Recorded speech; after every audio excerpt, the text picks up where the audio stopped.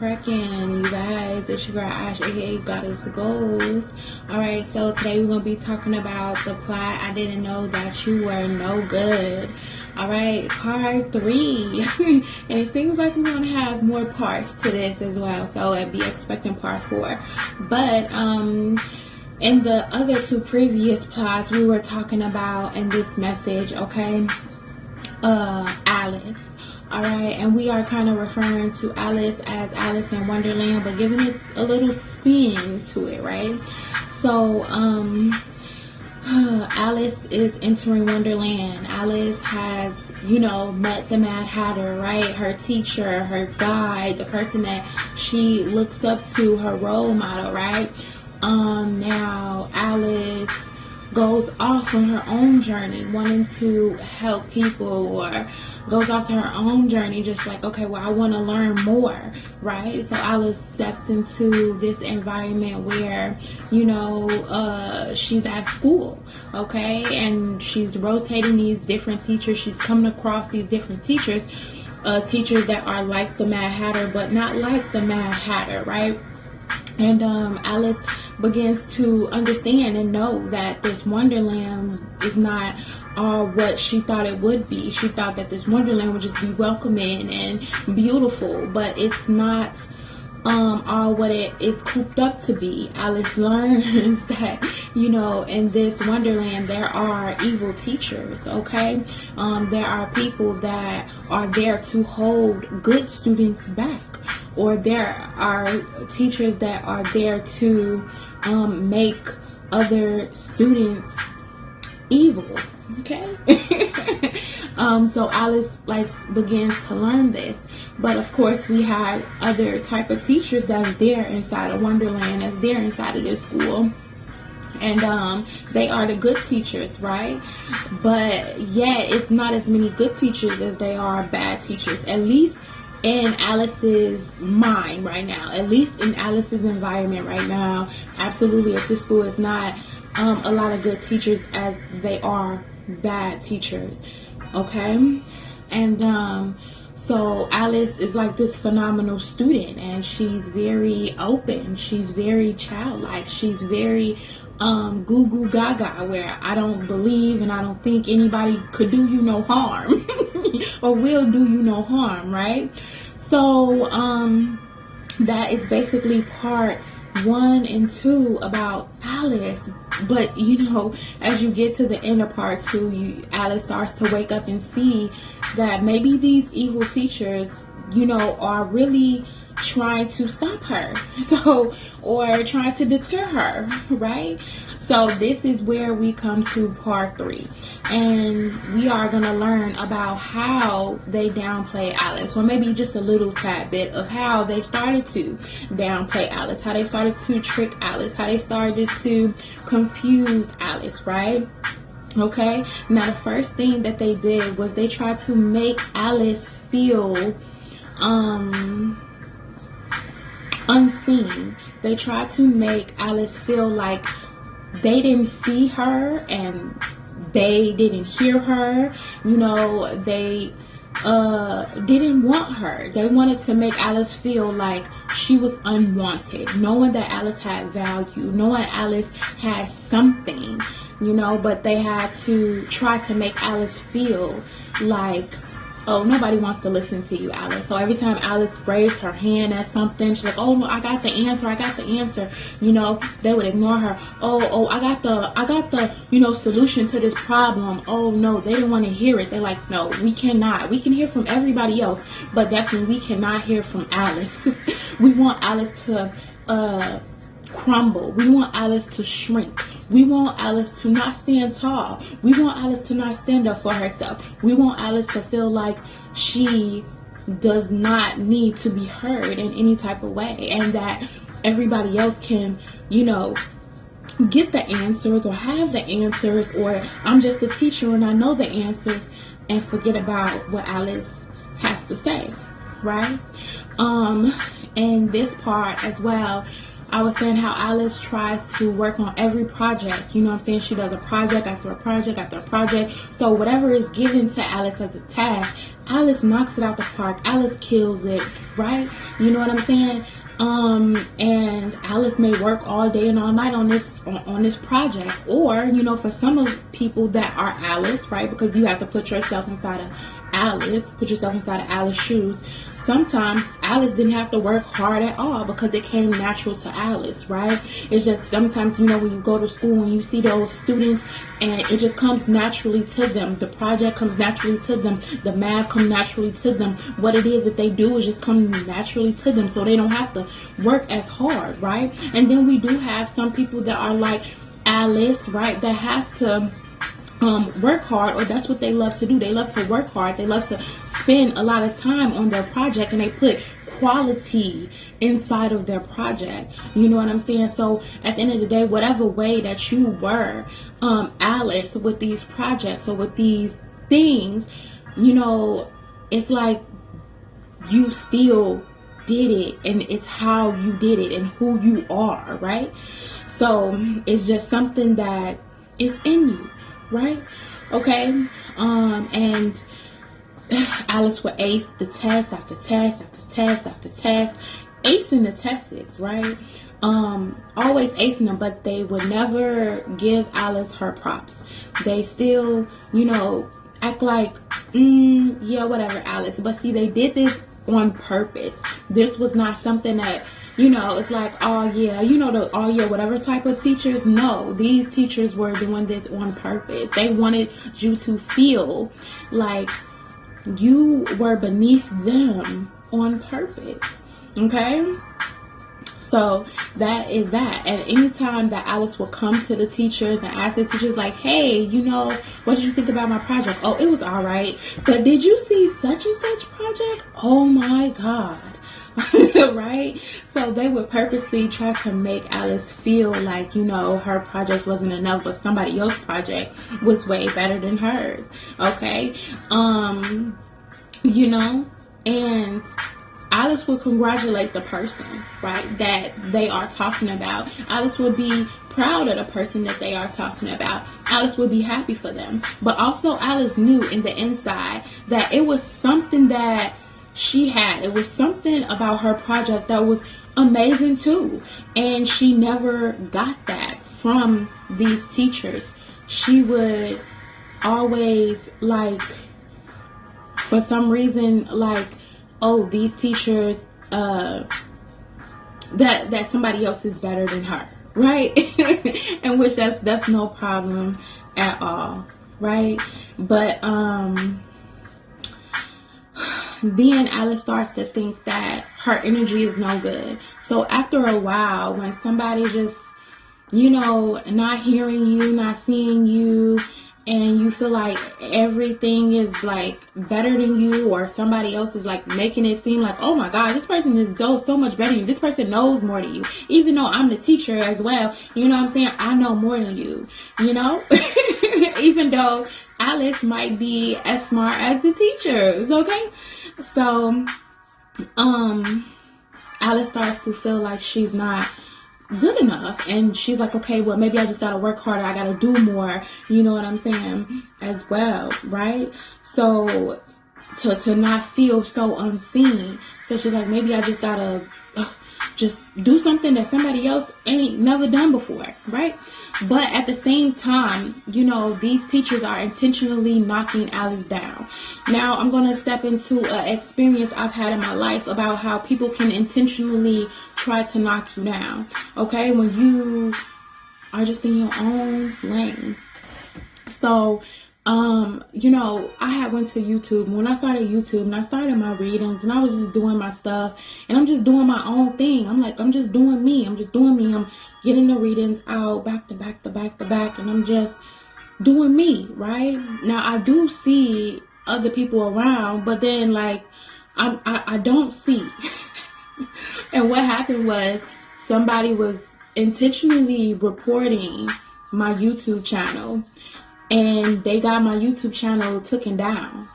And YouTube sent me an email like, yeah, you know, your channel is going against rules and regulations, so we're taking your channel down.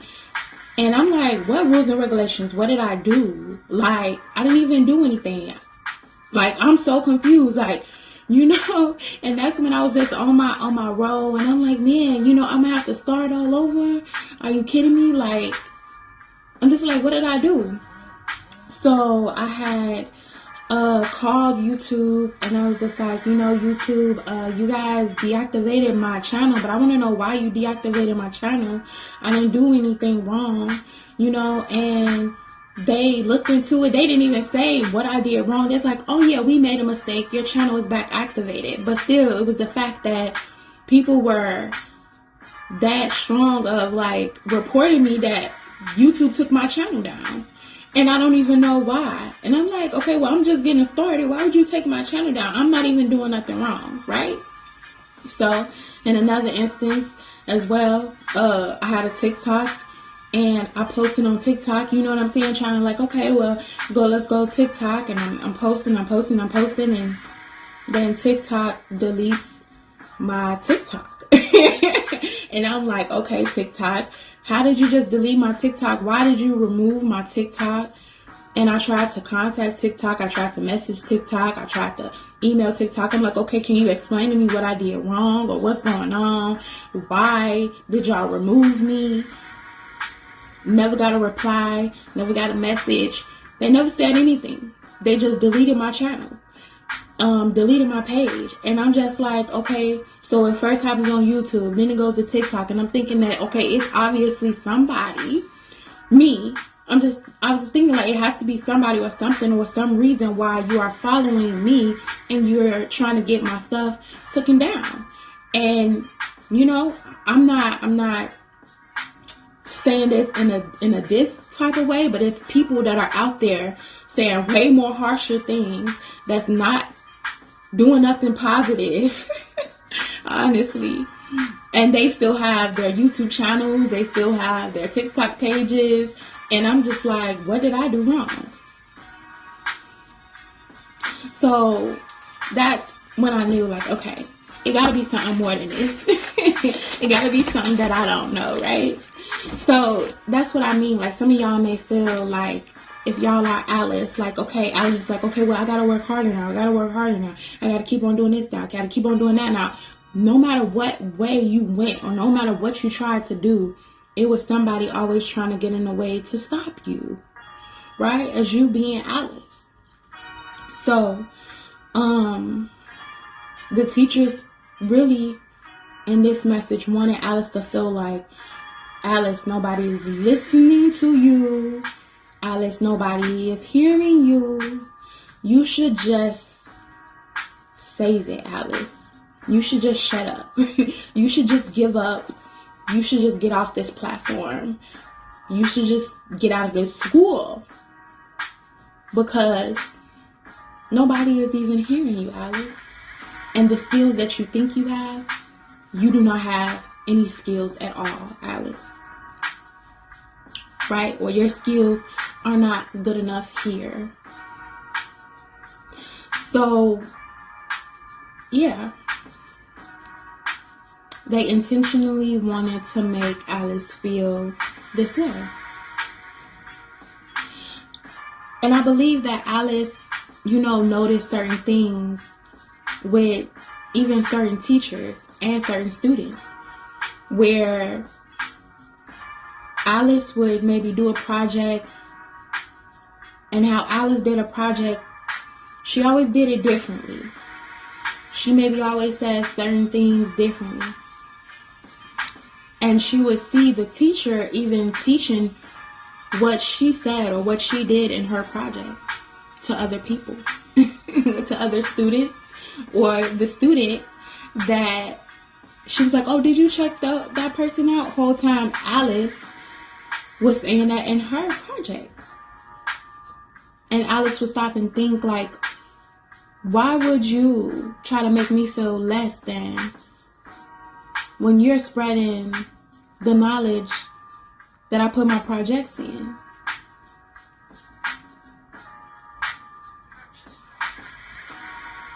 Why would you try to make me feel unseen when you are reading, watching, listening to everything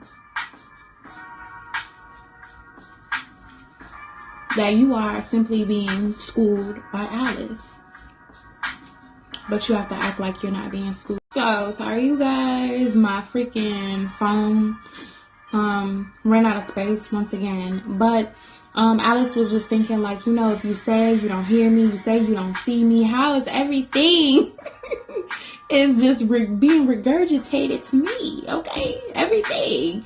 So that's the type of thing that Alice was running. She's like, okay, well, they're not doing anything different than me. And then, Alice would at first just start to think like, okay, well, wow, they're coming up with the same thing that I'm coming up with. Or wow, they think the same way that I think. Whole time they're just seeing Alice's work and they are incorporating it for themselves. They are intertwining hers with theirs and trying to make Alice feel like she's not enough. Whole time she is enough. Whole time Alice is enough. Alice is the enough. Okay? Like mine, enough. She is enough. You are enough, Alice, okay? So, Alice keeps working harder and harder. And she's like, okay, well, how about now? When you just work and work and you're like, okay, how about now? And then she tries to switch it up and do this and do that and put things in other places. And that's what I was talking about, the message. Like, okay, because when you try to work harder at something, the more you work on it, the more you do it, you become a master at it, right? So you start to even maybe incorporate different things that you didn't know that you can do. And you start to advance in different ways that you didn't know that you can advance in. You started thinking differently than you had thought about before. And it's like, man, okay, when I listen to that lesson that I learned, wow, I see how I have grown more. Or I see from the first project I done, like the project I do now, man, wow, and it's kind of like somebody that's throwing magic at you, right? Or throwing everything that they got at you, like, okay, we're gonna do this and we're gonna do that and we're gonna do this, and you're just swoop, swoop, swoop, swoop. Okay, how about I do this? How about that? You're like dodging the bullets here, okay? You're just dodging it, and every time they think that you have fallen and you can't pick yourself back up, or Alice can't pick herself back up, or Alice doesn't have anything left in her, Alice always switches something up, right? And that's a beautiful thing, because Alice is just different, right? And maybe they think that, okay, well, Alice gonna get tired and we're gonna tire Alice out, we're gonna wear her out, we're gonna send Alice to wear her out. But at the same time, whatever Alice does differently, right? So, yeah, I am proud of Alice. And also, the teachers don't like Alice's differences because she thinks differently. They don't like that. And she thinks differently, okay? All right. And they didn't also like how Alice was teaching the teachers. Sometimes you teach the teachers. But if you are a wise teacher, you always know that even though I am a teacher, baby, I am always a student. Like we say, we're always a student, okay? So in this wonderland, right, even though we divide it up, split it up, it's like you're either on this side or that side. And there will always be evil teachers and good teachers. And what I was saying in this message is I call the evil teachers the evil queens. So when you think about Alice in Wonderland, you have the evil queen, right? But in this Wonderland, you have evil queens and maybe evil kings, right? And versus the good queens and the good kings, right? And see, what I was beginning to talk about was the good queens, which is the good teachers, which they help Alice, right? But they can't openly help Alice too much because it is more evil than good, right? So when you are in like of someone, but you can't be of like of someone because you don't want somebody else to know that you like someone, You know, you just try to do small things. You try to smile sometimes, you know, but you gotta keep it on the low, right? And you may even have to whisper to Alice, like, I'm rooting for you, Alice. So in this message, I was also talking about, like, you know, the people that's rooting for Alice, they are like whispering, I'm rooting for you, Alice. Like, they are rooting for Alice because Alice is something new in this environment. And of course, that this doesn't have to just be Alice, right? It could be more than one person in this environment that's like Alice, but at the same time, it's not many. Okay? So it's just like, it's not many good. It's more evil than good. Okay? So the good teachers are rooting for Alice, but they can't let it be known that they are simply rooting for Alice. Right? They can't let it know. And Alice is like, I really want to change this environment. Or what Alice and those that are like Alice bring to this environment is some type of change. It's some type of brightness. It's some type of happiness. It's some type of positivity that Alice brings to the environment. Even though they keep shutting Alice down, but Alice just keeps bling, bling, bling. You know what I'm saying? Keep on blinding them, baby. Keep on bling. Keep on blinding them, okay? We blinging it out. Bling!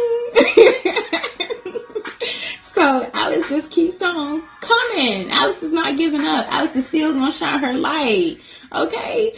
So, the teacher's like, man, I really do like the change that, you know, this is bringing. You know, like, yes, Alice, change up the economics, change up the environment, change up the community, change.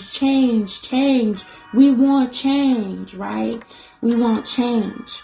But I have to whisper it to you. Go, Alice. I got to whisper it to you, though, Alice. Go, Alice, right?